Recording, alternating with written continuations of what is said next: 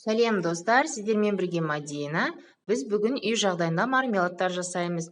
Бізге керек компот, лимон шырыны, қант және желатин. Компотымызды ашып, осылай дайындап аламыз. Менде шие мен алмадан жасалған компот. Оны осылай стаканымызға құйып, желатинімізді ыдысымызға саламыз және жарты стакан ғана осындай құямыз. Араластырып 15 минутқа қойып қоямыз. Ыдысымызға қалған компотымызды құямыз. Орташа отта осылай қоямыз. Үстіне қантымызды салып,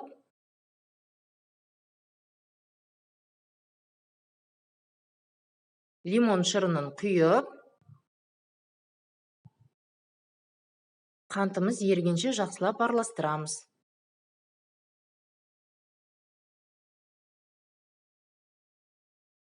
Осылай қайнай бастағанда желатинімізді саламыз.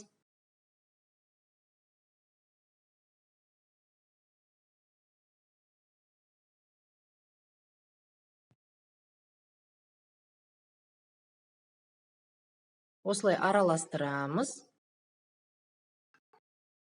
Бізде бір келкі масса пайда болу керек. Желатиндеріміз толық еру керек.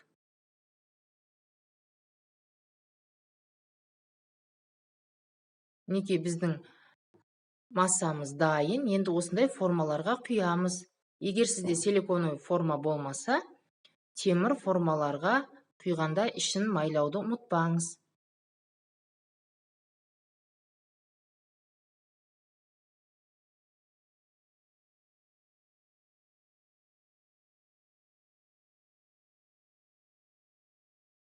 Бетіндегі көбігін таза салфеткамен осылай алып тастаймыз.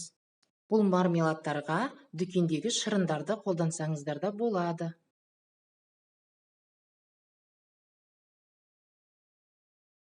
Мінекей осылай 1 сағат салқын жерге қойып қоямыз.